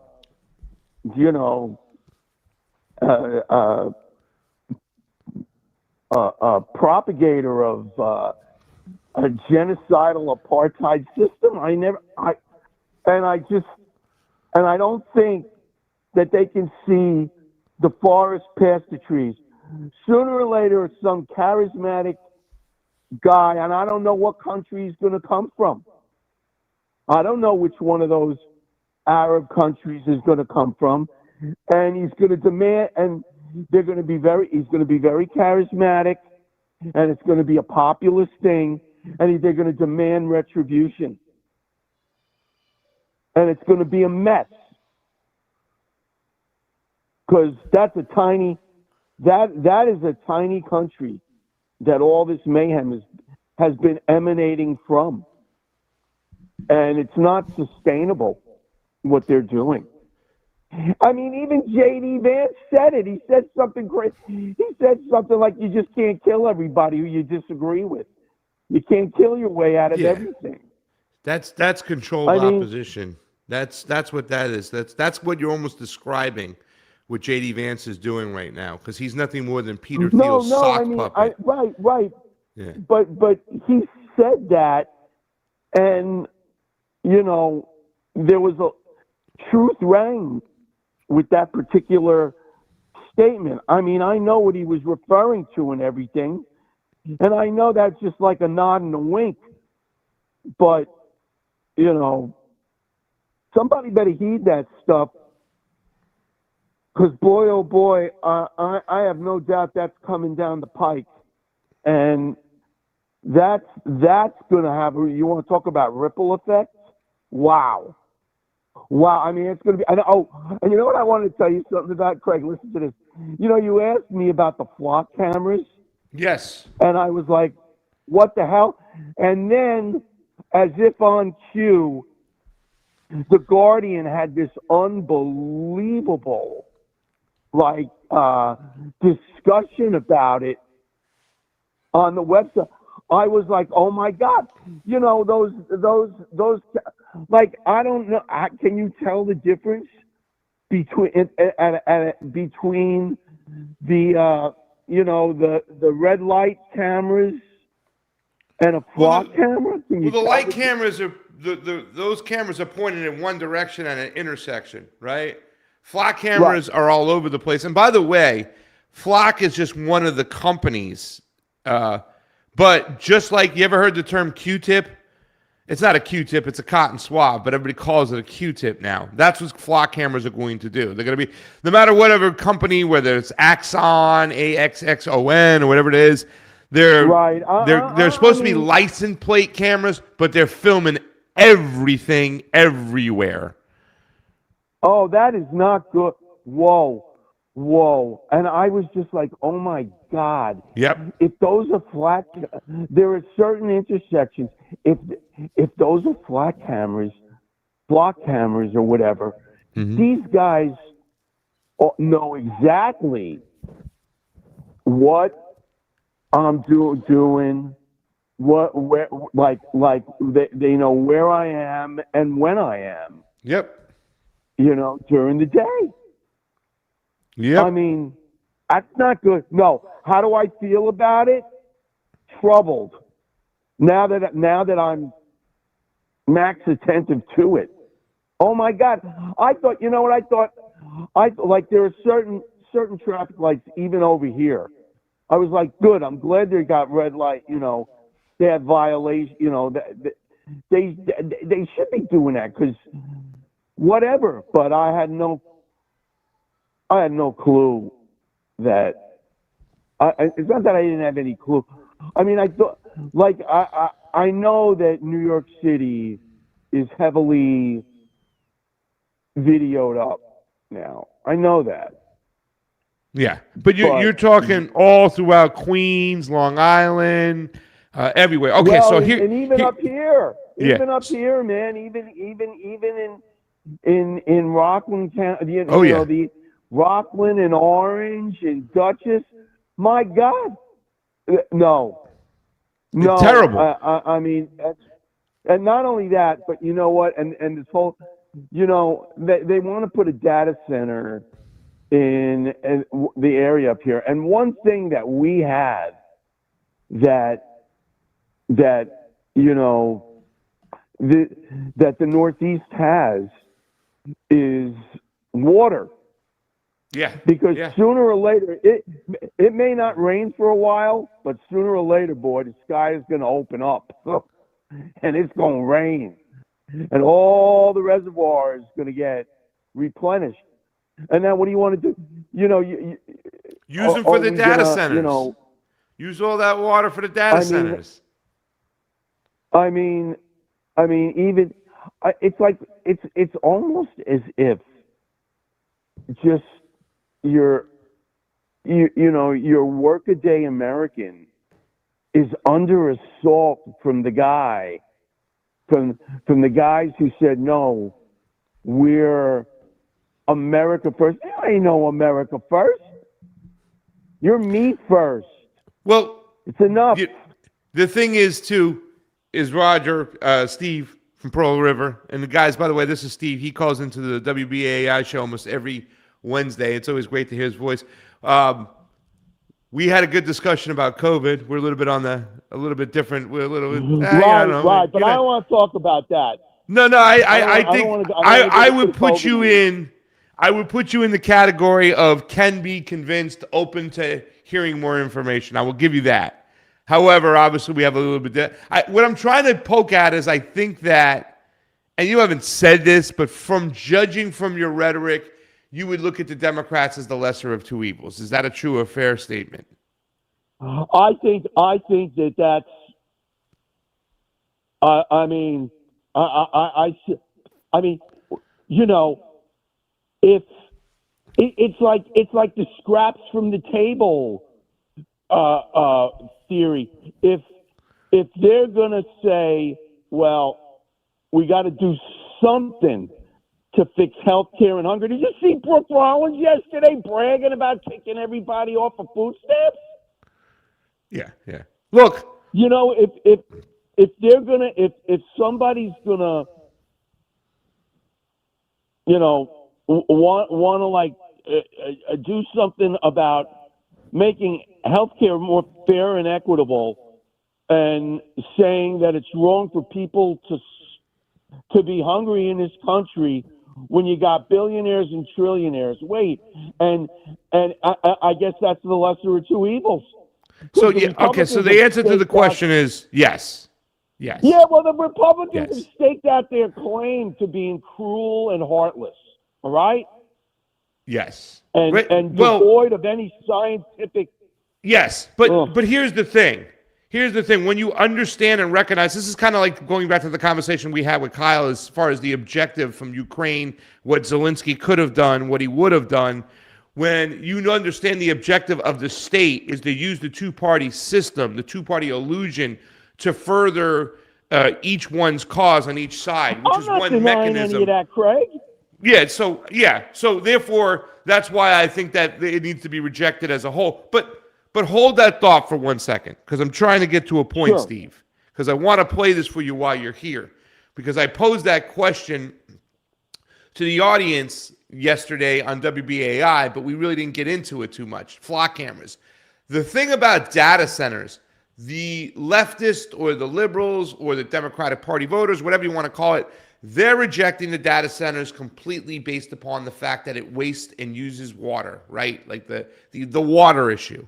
It's a natural resource. It's the most important natural resource we don't want to fuck with. Screw these data centers. The conservatives, the voters, that is, in this country, rejecting a lot of the data centers because they feel it's unconstitutional. They don't want a dystopian 1984 world, track and trace systems. I think that is the bigger problem itself because that's what they want. And I think the conservative voters recognize that. Either way, robbing Peter to pay Paul, if we're going to reject the data center altogether, then let's reject it altogether. The thing about the flock cameras, which I love to push to the leftist group, or whatever the case, whatever you want to call them, the ex-Democrats, whatever, the people who look at the Democratic Party as the lesser of two evils, the flock cameras are going to be used to track and trace and deport immigrants. So if that's an angle we got to take to get these flock cameras down, then let's take it. If that's where the Democrats are going to meet us, because the fact they're using this to infringe and to arrest and deport immigrants, and if that's going to get them motivated to say take it down, then so be it. I want you to watch this quick video or listen to this video. It's 2 minutes and 45 seconds. But this is the thing that scares the conservatives. And I think, Raj, or Steve, excuse me, you might see this. Listen to what the cop says. We knew you went out of town at 11:47. You knew you can't get in or out of the town without us knowing. This is the scary thing that the flock cameras bring to the United States of America. Guys, you're watching or listening to Drive Time in the Morning. I'm here with Kyle Anzalone. We're on the phone with Steve from Pearl River. Sleepy J is on the ones and twos. He's manning the phone lines. If you want to call in, 561-247-2721. That's 561-247-2721. I call it Bernie Sanders Blackjack. Give us a call. We're talking flock cameras right now. We have cameras everywhere in that town. You can't get a breath of fresh air in or out without us knowing. Chrisana Elzer learned the power of flock firsthand. You were in town from 11:52 until 12:09. Exactly. Like I said, nothing gets in or out of the town without us knowing. When a Colorado police officer showed up at her door holding flock snapshots of her truck. And here's when you left at 12:09. That's when you left town. To get? No, to stop at Ridge Trail. Wait a minute. And take a package. Well, there's no shushing. I don't need to be. I need to know where this is. The first thing he pulled out on the body cam is that flock picture, the clear photograph of your car. But here's your vehicle in the neighborhood many, many times, apparently casing houses, because you just can't drive through for work or visit other businesses. You can only be casing houses. It is her. It is 100%. It is locked in. There is zero doubt. I wouldn't have come here unless I was 100% sure. 100%. It is certain. It is on video. You're obviously welcome to go to court. Chrisana was charged with stealing a package, but it wasn't her. The porch pirate was somebody else. Multiple times you tried to show him your video evidence. He didn't want to see it. Even when I called him back, he said, that's not my job. You looked at a time of a crime. You saw my vehicle entering in the flock. No, what I did was I did an investigation. You called my wife a liar. You saying this is fact. I have video evidence. I don't know what you want me to say. The charges were dropped after Chrisana spent weeks trying to get the police chief to look at her evidence. Time-stamped video from her truck and a neighbor's doorbell camera showing she wasn't at the scene of the crime. What does it say about where we are that you feel you have to have more cameras than the police have in order to make sure you can prove yourself innocent? It sounds like it flipped the script to you're guilty until you prove yourself innocent. Without a flock camera, that detective would not have been at her door. By his own admission, he pulled out the flock picture of her car. Do you want to apologize to Chrisana Elzer for what happened to her? For the police misusing the tools? I don't think that I have to apologize. He wasn't charged with a crime. He wasn't, other than being reprimanded for his attitude. Sure. No, but I would tell you that, should I apologize for somebody misusing a tool?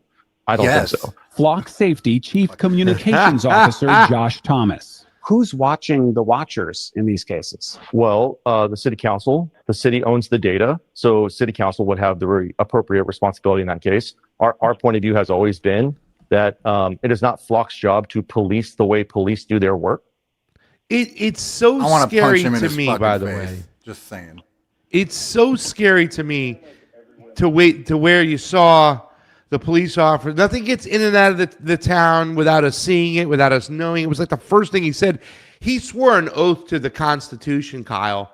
Shouldn't that cop really fucking take a look in the mirror and say to himself, you know what I'm saying, what the hell? I mean, I'm like, this is pretty sad.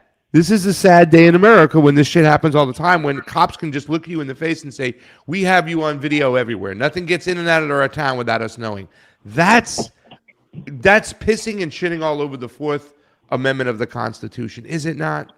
Yeah, absolutely. The cop should face personal responsibility for violating her Fourth Amendment rights, and at least be subject to a civil lawsuit from her, if not thrown in prison himself for what he did here. And if we did that kind of thing, then you could imagine having a country where these technologies are available to police, but the police don't abuse them. But because police are never accountable, we can't let them have this kind of technology, because they're going to abuse it to oppress us and infringe upon our rights. Yeah. And Steve, how do you feel about flock cameras now, Steve? Oh my God. Oh, that was terrible, because I've already had some bizarre he said, she said moments with a local law enforcement that have been just very unsettling, where what would have happened? Let me just ask, I guess, the rhetorical here. What would have happened if she didn't have some kind of onboard camera? I don't have an onboard camera in my car. I never thought about this stuff. Yeah. I never even was what would have happened if she didn't have that, available to her?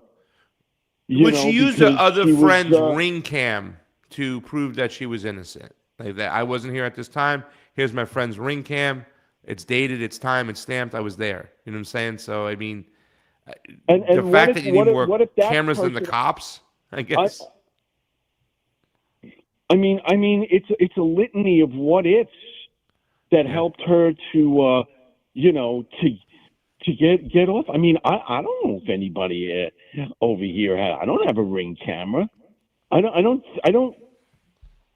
mean, this is, oh my goodness, and I am the wrong person to put this kind of stuff to, because now I'm gonna have to do some stuff to to bulwark myself against any. And I mean, it's just, what a horrible revelation. I mean, it was bizarre, man. It was like I got up, I was going about doing my stuff, and I got some stuff out of the way, and I said, I'm looking at the Guardian, and there was like their their video podcast or whatever, and it was all about the flock cameras. I was like, you got to be kidding me. You mean those cameras that are in the intersections, or some of the intersections over here, are doing more than just red light flashing? Yeah, I mean, the good indication is you'll find a lot of them, and they don't even point towards the street. So they're clearly not looking at cars. I have to say, once the intersections that I'm thinking about specifically, because I'm right on the border with New Jersey. All right, where I am, it's a border jumping, as they say over here, they call it, environment, and people are going back and forth over the dotted line between the two states. The cameras that I'm observing are definitely pointed at the intersection. Yeah. They are they're intersection cameras. Now, are they doing more than? Don't worry, I'm going to call the municipality too. I'm going to call to just do a little fact. I'll get back to you guys on it too. I'm going to do some fact checking here. Yeah. Because now I want to know what the hell's going on. Show up to the city council there. If you show up to the city council and give them hell, there'll be a feed usually online that you can go back and grab it from. We'll play it on the show. I mean, there's a whole movement out there, Steve. Oh my goodness! And here's the deal: because I want to. I want to do this. I don't want to exactly raise hell. I want to do this in a dignified way that arouses people's curiosity or whatever. You know, I want to go in there like a sort of a babe in the woods type thing, you know, where I'm like, whoa, well, you know, I noticed the cameras at the inside. Are they doing more? Are these particular cameras? Can you please tell me if these cameras are doing more than, you know, red light, you know, traffic violation stuff? Could you please tell me what, you know, that's the way I want to do it. I don't want to do it like, hey, what do you guys do? Blah, blah, blah, blah, blah. No. I don't want to do.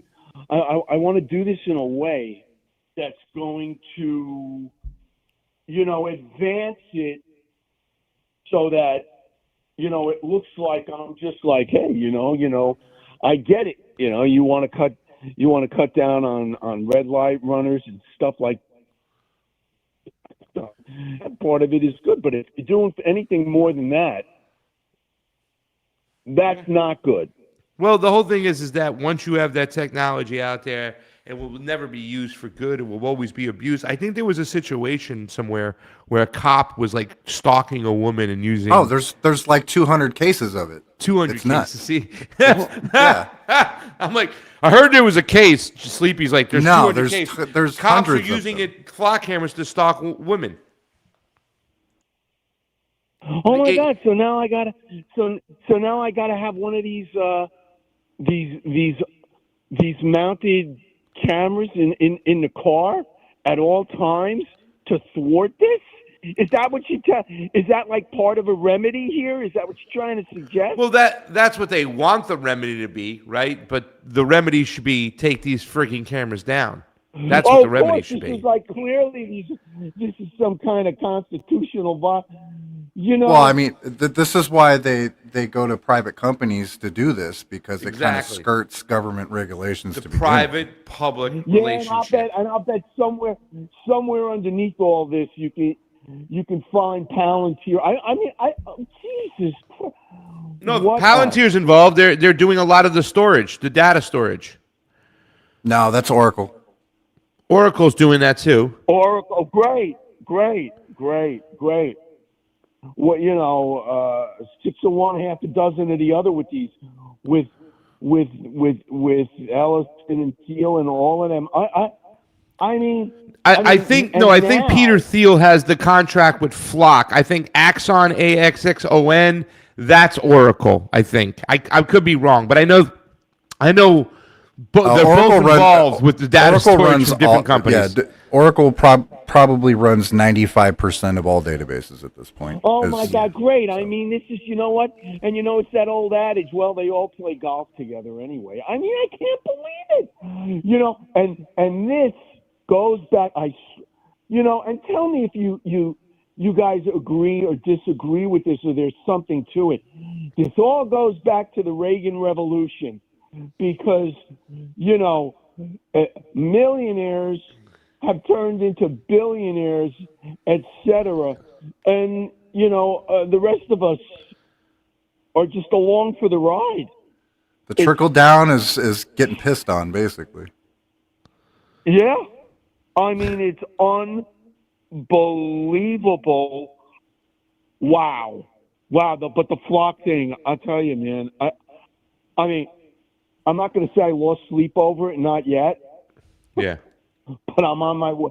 I'm on my way there. Like I said, if you're gonna, because I know that part of this area is flocked out. Now I know that part, like the cameras that are in certain parts of this area here, are flocked out. I don't go. And I intentionally avoid the area. It's Muncie, if you're not familiar. Yeah, with it. Look up the app DFlock, and it'll help you make routes that are that bypass them. You know what? You know what you got to tell them at the city council though, or anybody who this is a Flock camera. You tell them, flock these nuts. I'm not even. Look. I don't want to do anything cute here. I want to be direct and to the point because a lot of But people times know what you mean when you say have a flock these nuts. Yeah, Don't they? well, It's you not know for what? everybody. It's not all right, but I These mean, guys- if you can find a way to plug it in, Steve, and tell people to flock these nuts. I own the website Flock These Nuts, so you No know. kidding. I mean, this is no. Because that's the and way a lot I of times feel. You have. Well, You can listen, flock I don't these blame- nuts. Listen. Yeah, well, you know what? They a lot of times when you go to these meetings, they have a time limit Yeah. for the 2 person minutes. who's speaking, and if they don't like what you're saying, so much for your First Amendment rights. All right. Well, that it's Like a still lot of caught on times- camera. It's still caught on camera, and usually with your city council, if you bring somebody and sign them in, you can get their time. So you can get yourself. You bring 2 people, and it's 2 minutes per person. You can get yourself 6 minutes. That's an eternity to go after the flock situation. 2 minutes, you can get something done in 2 minutes. Yeah. You could be, and listen, I've been making jokes, Steve, but you could be as professional as you can, as calm as you want to be, as practical as you want to be, as long as we are asking them and pushing them for them to take it down. There's an argument that this is unconstitutional. Now, people are saying that it's not, There's a huge that you have no argument that it's privacy in public, unconstitutional. but Yeah, And 2 I'm not a minutes is an constitutional eternity. lawyer or anything. I swear to God. You know what? I'm almost tempted. It's not like I'm 25 years old or anything. I'm so tempted to go to do an application and go back to law school. I mean, I'm being tempted, but the cost is prohibitive unless they want to give me. What's her name? Julia Roberts, when she played Erin Brockovich, right? You can do that kind of stuff. You don't have to necessarily go back to law school. You can just look at the cases and study the law on this and be an expert on that and use it to be part of a movement. There's a movement out there of people taking down flock cameras all over the place, right? It's all just look it up. It's all out there. People are rejecting this from all sides. And that's a beautiful Right. thing. We found something we can all come together on, and that's being anti-flock, and we should flaunt it. We should flock it. Total, completely. And you know what? When you're playing, when you played that, now what town in Colorado was it? I don't remember exactly. Because I was just like my eyes are bulging at them. I'm like, damn. But I will say this: I spent a lot of time in that state climbing very tall mountains. All right, and I've been in these small towns, and they're very small towns. And the idea that they have surveillance cameras in them should unsettle all the people who live there. I can't believe they were able to sneak this by the people who live there. I mean, it's crazy. Got one last video for you real imagine- quickly, because we're going to get ready to end the show. But watch this video now. And this is something I talked about. And yes, when the Democrats lose to the Republicans and the Republicans get in, especially on the federal level, the states take their cue from the federal government.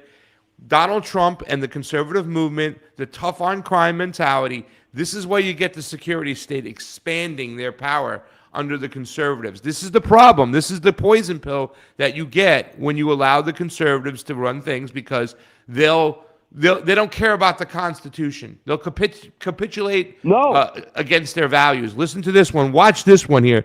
You're going to get really scary, because he talks about how it exploded flock cameras. Watch the map, Steve. But Steve has this map up. I can't see. January I 5th, don't know 2024 through July 2026. can't see it. I want you to watch. We'll explain it to you. Flock cams showed up across America. So now he's going up, and okay, there's little dots all over your map, small amount. We're in July 24, some more bubbles. Here we are. We're 2025. Trump The blue got in dots. office in Here we January, go. and shit went fucking nuts. Look at that. So what we're looking Look at at that, bro. is video image. Remember day one in office? Here it is. And you can't see it right now, but there are little blue dots signifying where flock cameras went up. And after Donald Trump got in office, those blue dots started going everywhere. They are everywhere. And if you look at the East Coast, they're all up and down the East Coast. You can't get away from the flock cameras. They are everywhere. That's what's going on, right? That's what we're dealing with. And that's what we all have to collectively fight back against. This is something everybody can get behind. Libertarians, Greens, Republicans, Democrats, Independents. This is something we can all get behind. Steve, I'm going to give you the last word. We're getting out of here. It is 9:54. Yeah, man, so much for the Constitution. That's my final word. I can't even believe this crap. I can't believe I lived this. I can't believe I made it this far to see this, to actually experience such a dumpster fire. I mean, I grew up, in the house. My parents were like, well, what makes the United States great is that no man is above the law. Tell that to the Chief Justice of this freaking country. Yeah. Oh, my God. No, that's what it is. That's my final word. So much for the Constitution. Just ask John Roberts. So much for the Constitution. Thank you, Chief Justice. Steve from Pearl River, ladies and gentlemen. Thank you for calling in, Steve. I love it when you do call any show I have. It's always great to hear your voice. We'll have more conversations. I got your number. You go forth and be well today, my friend. Yeah, you too, man. And calling you, I'm sure I'm on a goddamn watch list. Yeah, well, you know what you tell them? You flock these nuts. That's the answer to everything. It is unbelievable. And it's really unbelievable that my utter restraint and my language when I, especially in this forum, I could say whatever I want, and it's not my show, so I don't need to go there. But I let you guys do that. That's whatever. But we'll go there for you. In the meantime, I cannot. I am just I got to find out if those intersection cameras are doing more than red light. Is it Flock D or D Flock? D Flock. Check out D Flock, Steve. We got to go. We got to get the end of the show here, brother. I love you. I'll get back to you on that too. I'll let D Flock. All right, guys. All right. Thanks. Have a good rest of your day. I got to go back to sleep. You got it, buddy. Go get some rest. Well, people just wake up to call the show. You got to appreciate it. Got to love them. Flock these nuts. Kyle Anzalone, what do you got going on? Who do you got coming on your show? When? How? Where can people watch it? All the good stuff. Yeah, well, I should mention first that last Friday you really bailed me out and were my guest on the show last minute. So I definitely appreciate that. And anybody wants to see that episode with Pasta, it was last Friday's episode of the Kyle Anzalone Show. Today, I got Nick Cleveland Stout coming back to the show, Colonel Lawrence Wilkerson tomorrow, and Larry Johnson on Monday. So check out, subscribe to the Kyle Anzalone Show. Really appreciate it.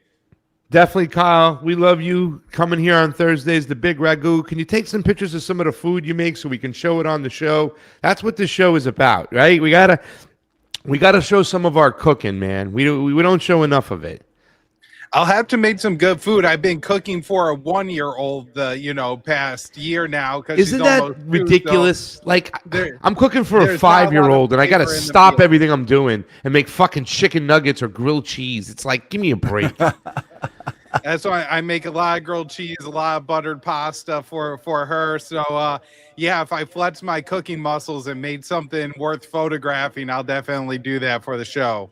Yeah. Well, my nephew did eat a good bolognese the other day, so hang in there. And if they start eating the bolognese, it opens up the door to everything, my friend.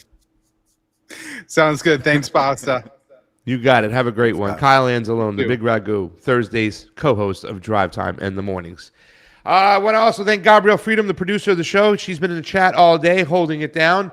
Cam Schwari, Kate, I see you there. Katie Kane. Ty, a.k.a. Dave from Melbourne, thank you for calling on in the other day. It was great hearing your voice. Entenmann Bill, ex-bootlicker. There's so many of you people out there. A dingo ate me, baby. Jerry Alatalo, thank you. Stace, Lady Alex, of course. I love you guys. Thank you so much for making this show what it is. Maestro, let's get to the closing of the show. Give me some music. It's going. All right, so as we wrap up today's show, let's take a moment to reflect on the importance of diversity of thought and the peace we can cultivate with our neighbors. In a world that often feels divided, it's our differences that can actually bring us together. Every unique perspective, every story shared enriches our collective experience and fosters understanding. Remember, it's okay to disagree. It's how we handle those disagreements that truly matters. Let's embrace dialogue over debate, compassion over conflict. When we listen to one another, we open the door to meaningful relationships. By engaging with our diverse communities, we can find common ground and build bridges that promote peace. So I encourage you to reach out to someone with a different viewpoint. Share a meal, have a conversation, or simply listen. Let's create a ripple effect of kindness and understanding in our neighborhoods and beyond. Hey, thanks for tuning in today. And remember, together we can celebrate our diversity and pave the way for a more brighter, more peaceful future. So until next time, keep the dialogue flowing and that peace growing. I want to thank everybody who participated in the show today. And since it's first day coming on the air, today was episode 50. We are really, we've been building upon what we started several months ago, and I can't thank you enough, guys. I am privileged. I am entitled. I don't want to use that word. I am privileged. Let's just stay there. I am honored. I am happy. I am so thankful that you guys joined me for the show, and I want to keep this growing. So let's keep doing it. I'll see you guys tomorrow. Until then, I love you all. I'll be on The Homeless Left with Matt Weinglass today. You can check that show out today around 4 p.m. Eastern. I'll be there hanging out with him. So I'll be on that show. And then tomorrow we'll be back with Andrew Zigman, who should be here. He told me he will be here tomorrow. That would be great. We're going to have a great show. Until then, I love you all. And don't forget it. Peace.